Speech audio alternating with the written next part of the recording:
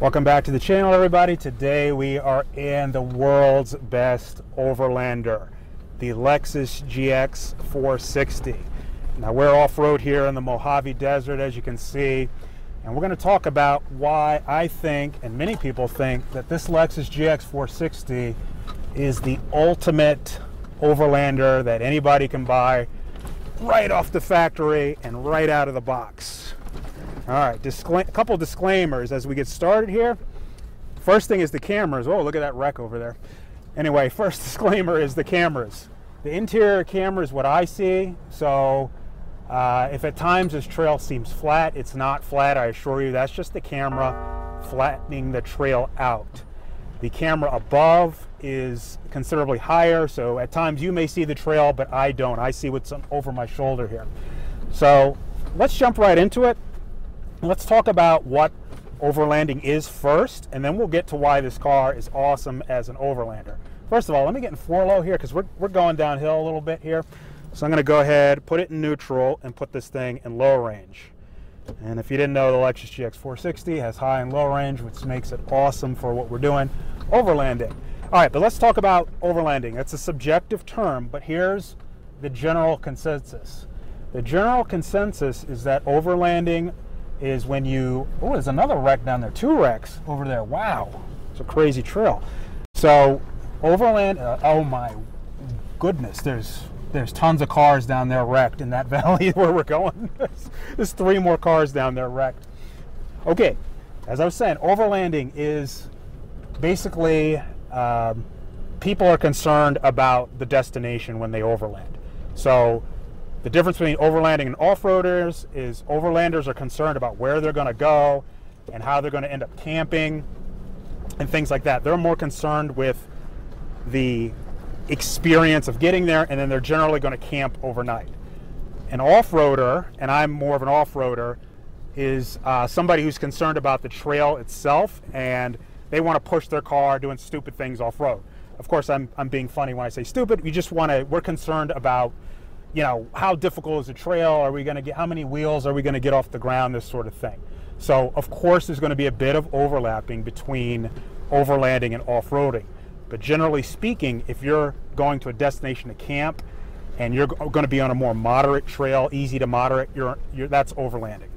If you are going to just hit a trail just for the fun of the trail and to challenge yourself off-road and then head back home, like what I do, that's off-roading. And again, there's overlap.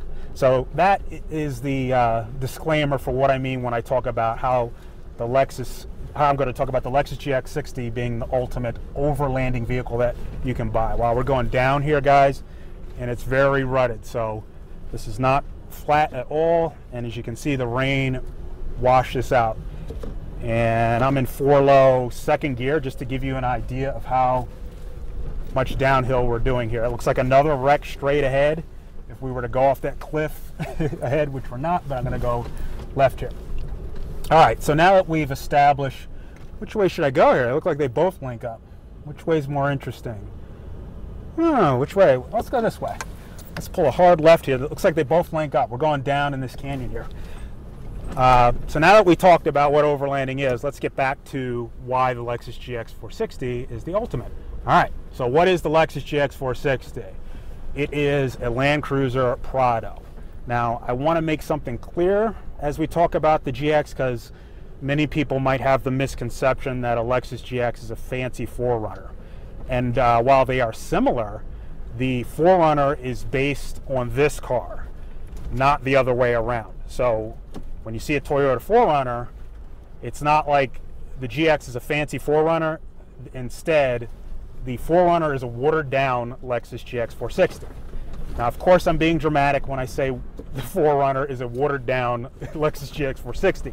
I'm saying that to make a point that you understand that all 4Runners are based on the mother vehicle, which is this GX 460, which overseas is the Land Cruiser Prado.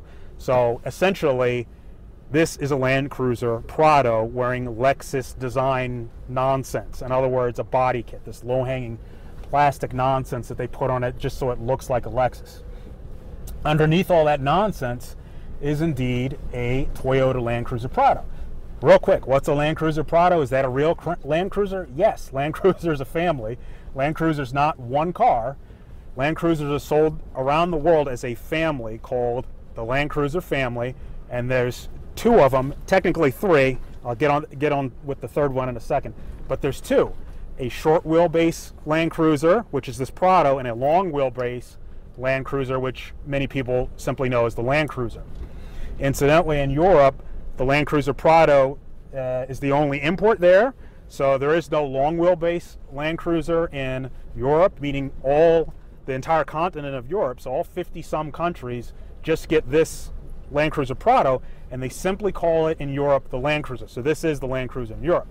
So depending on where you are in the world, Land Cruisers come in three sizes: long wheelbase and short wheelbase, and we'll get to the third one in a second. This is the short wheelbase one, and if you're having trouble wrapping your head around this, just think of the Jeep Wranglers. You got your short wheelbase Jeep Wrangler, and then you have your two-door Jeep, and then you have your Jeep Wrangler four-door like the Rubicon. That's the long wheelbase. Same thing with the Land Cruisers.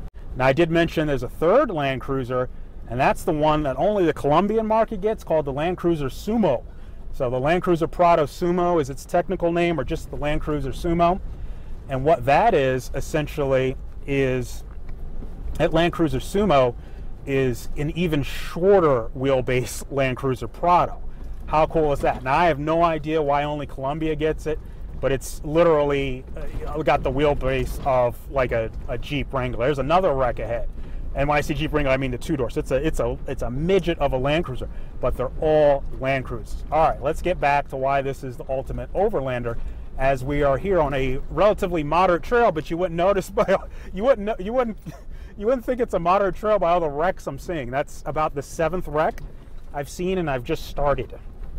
So let's talk about why this is the best overlander, now that we got what overlanding is and what this car is. Land Cruiser Prado, blah blah blah. So why is it the ultimate overlander? Well, because right out of the box, it's got everything you need to tackle moderate trail. The first thing I'll talk about is the 4-wheel drive system, and that is, this is one of the few cars on the market today that have full-time 4-wheel drive. Now, I'm not talking about what manufacturers call all-wheel drive today, or 4-auto, or any other sort of clutch-based system, or viscous limited slip differential type of system. I'm talking about a true all 4 wheels going all the time system. This car is one of the few that have it. The 4Runner Limited has full-time 4-wheel drive. The GX has it. The LX has it. And there's a sedan that has it, the Lexus LS. So the flagship Lexus LS sedan has it. And when I say full-time 4-wheel drive and how rare it is, it's rare because the Torsen center differential in this car that allows full-time 4-wheel drive to be a thing is actually owned by Toyota. Toyota owns Torsen, and if anybody wants to have true full-time 4-wheel drive with a limited slip Torsen differential, they're going to have to license it from Toyota now, since Toyota owns Torsen. So I believe the only other car that has a Torsen center differential, a true mechanical center differential, is the the Subaru WRX STI, which is, of course, their flagship, super cool sports car, off-roading sports car. Other than that, these Toyotas are the only vehicles that have a true mechanical center differential, which allows you to basically just get in and go like we're doing here. And as that relates to overlanding, is that in most conditions, in other words, easy to moderate trails, you can just get in and go. You don't have to set anything. You just hop in and drive the car either on road or off road, either or. So overlanders typically go off road and on road as they're going back and forth throughout these trails. Because remember, overlanders are going to spend days, weeks, even off road and on and off road in varying conditions.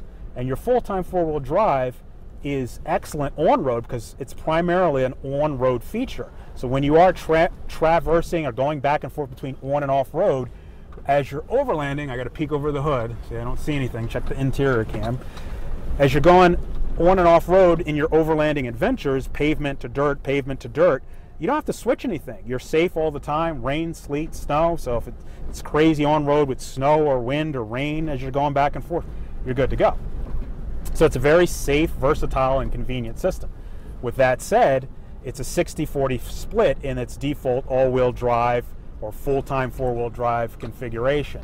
So you're going to be slightly more tail happy, and that's done that way on purpose to make it more enjoyable on road. And you could keep it in its default full-time four-wheel drive configuration when you're off-roading. You can certainly do that. But we went ahead in our case and locked the center differential. You can lock this center diff and basically get traditional standard four-wheel drive. So right now the center diff's locked as we're going down this very overlandy type trail, which I would consider to be moderate, but it is washed out in all these areas, so we don't know what we're going to run into today. And I'm actually being extra cautious because, as you can see, it rained and snowed up here a bit. Yes, it snows in the Mojave Desert sometimes, and we could run into anything on this trail, and that's similar to what you as an overlander or potential overlander would run into. You're going to run into varying conditions. That's what overlanders run into, because they don't wait for the trail to behave for them. They just get out and go. As an off-roader, I wait and check, say, do I want to go into this trail, what day, check the weather, blah, blah, blah. If you're camping out there, you don't know what you're going to get hit with. So don't think that, you know, overlanders face a less set of challenges than off-roaders. Indeed, they'll end up facing more challenges because they're going to have to face varying weather conditions, which then change the road surface. As you can see here, it's all rutted, and who knows what, we can run into a washed out section. So my point of all that babbling is this car is configured right out of the box to handle those varying overlandy type of situations. Now let's get into the traction control real quick and on how that helps you with overlanding. This GX is fitted with essentially, you know about the low range. It's got high and low range just like any other 4x4. Right now I'm in low range in drive. So you got a whole range of gears, 6-speed auto transmission, V8 engine, you already knew all that stuff.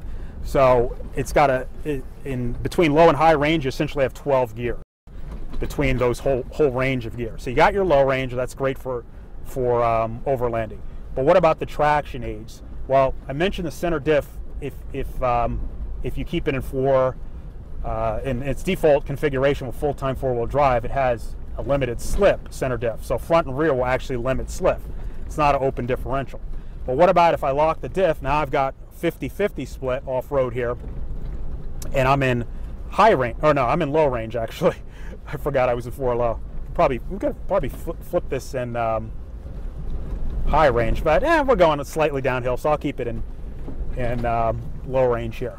Let's start with the range I'm in. Well, no, let me switch back. Let's talk about high range. If I keep this in high range, whether I'm in have the center diff locked or the center diff open, meaning not locked, it's never truly open because Toyota employs the track system when you're in 4 high, whether the center diff is locked or unlocked. You will always have their track system, which essentially mimics a limited slip differential. So what that means to you as an overlander is when you're in 4 high off-road like this, the left and right action, front and rear, is going to have a locking action when it senses slip, and it's going to allow the other wheel to get traction, and it works really, really good. Again, I'm talking about the track system here. That's when you're in 4 high and you've got your speed up some. Now I'm in 4 low, and when you're in 4 low, you're going slower, and you might be in situations where you're going to, quote, rock crawl, or you're going to have to get a wheel completely off the air or off the ground and into the air. And when you're in 4 low, this GX460 defaults to its A-Track system. And A-Track is a no-joke, serious, real deal locking differential simulation. And it's so good that Toyota has since pretty much discontinued their putting lockers on their flagship Land Cruiser since 2000. So we're in 2023. So for 23 years, Toyota has chosen to delete their lockers, their front and rear lockers, in favor of A-Track. We've tested the system, it simply works.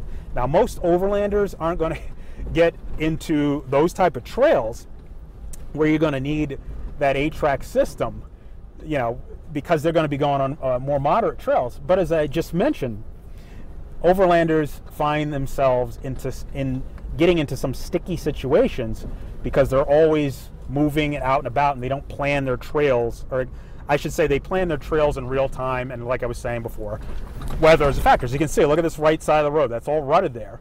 So we could find ourselves in a situation where, hey, we do need 8-track. And my point of all this rambling is that it's there when you need it, and it works absolutely phenomenally. I will even say that, in my opinion, 8-track is better than a locker for various reasons. Toyota says it's good enough to put on their flagship vehicles and remove their traditional lockers completely from their flagship Land Cruiser model 23 years ago.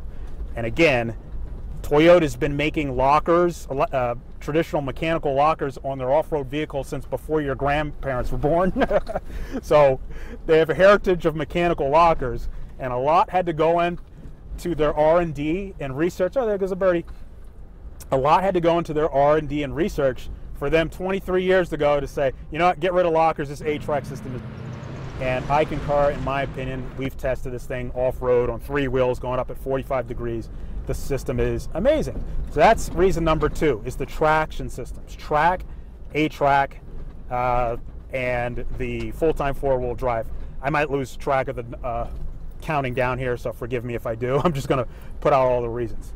All right, let's get into the mod stuff. So people like to overland and camp and bring out all their junk. So as you can see behind me, we got a bunch of junk in the car. With the seats folded down, you're going to have lots of room.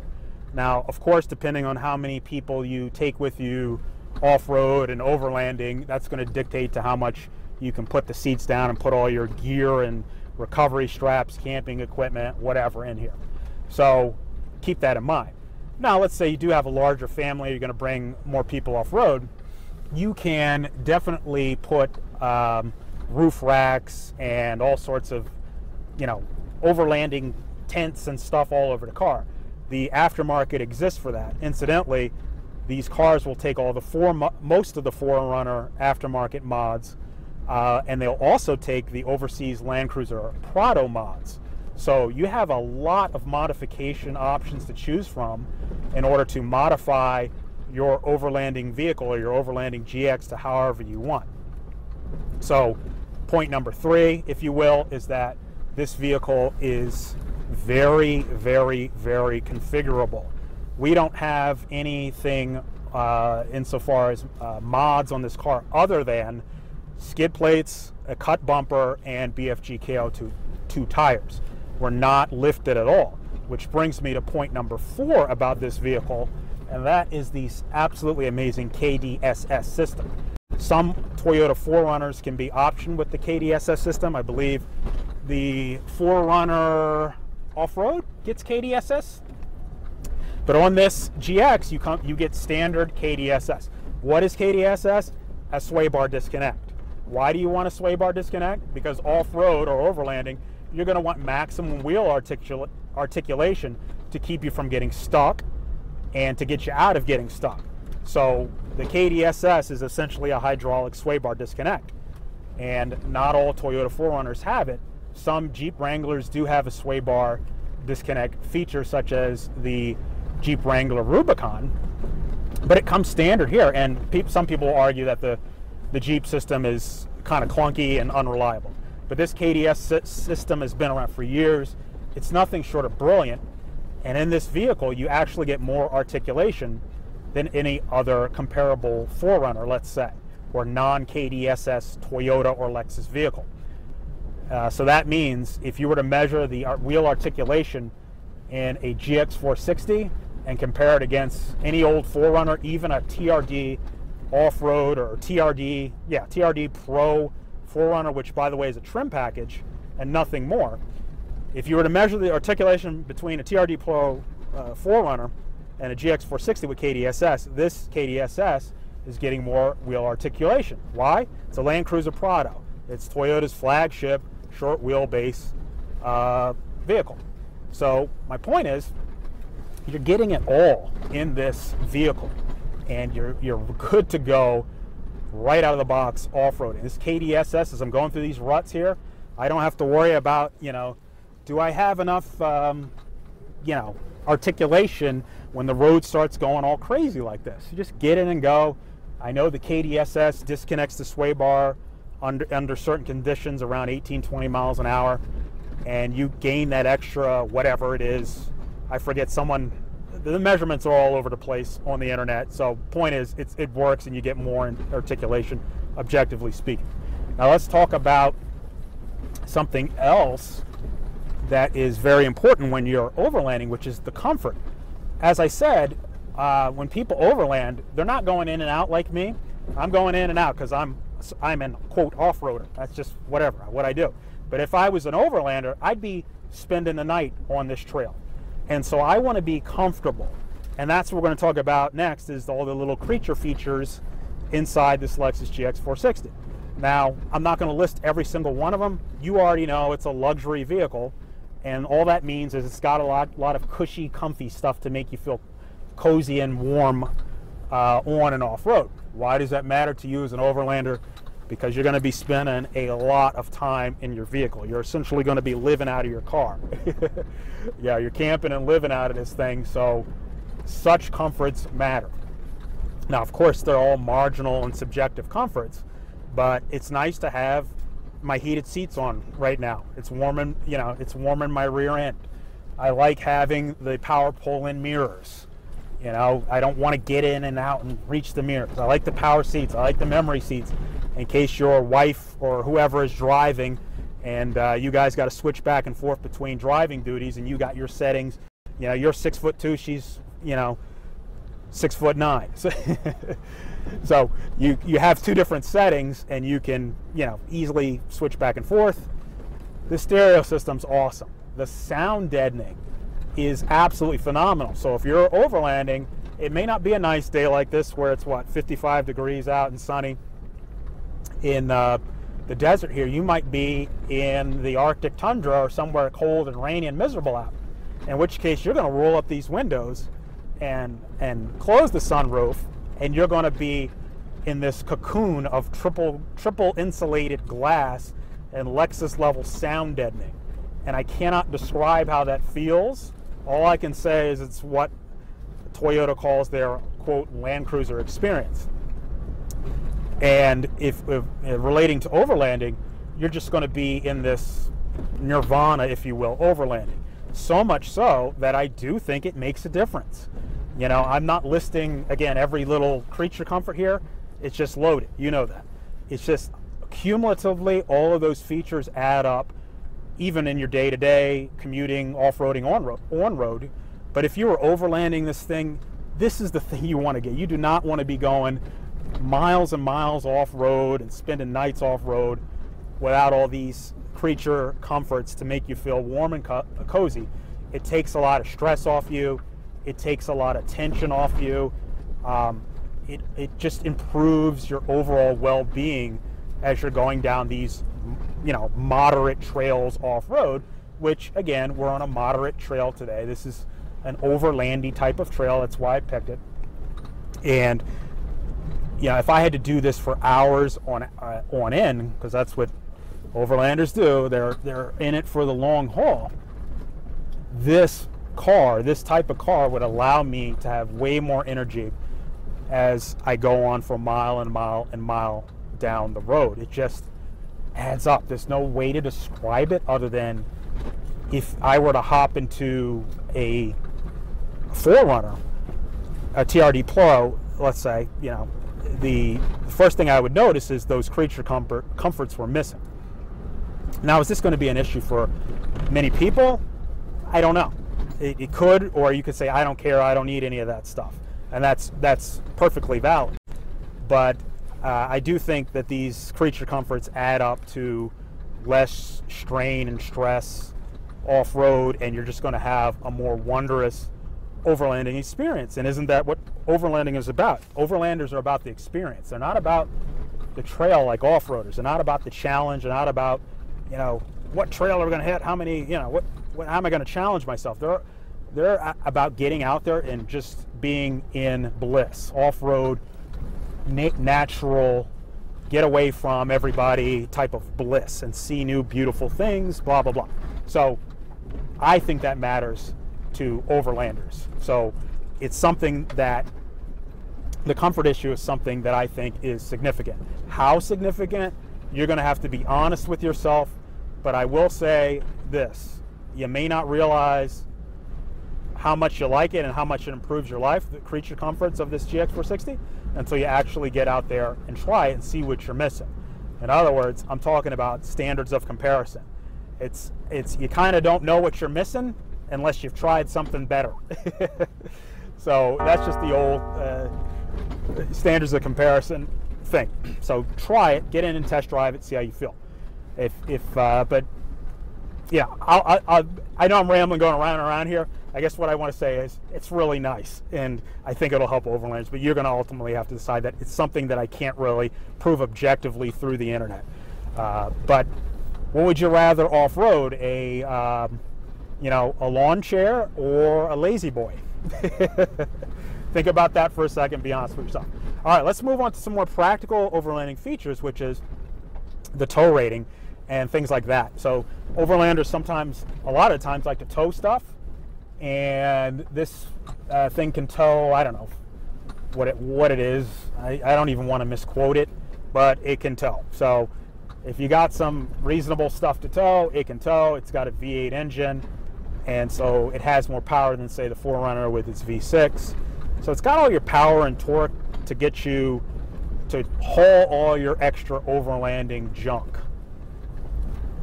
So if towing is a factor and pulling, why settle for the V6, which is a great engine, don't get me wrong, but you're going to want that extra oomph in your engine and transmission to be able to tow your gear, or if you're towing some camping setup on your roof or your overlanding trailer.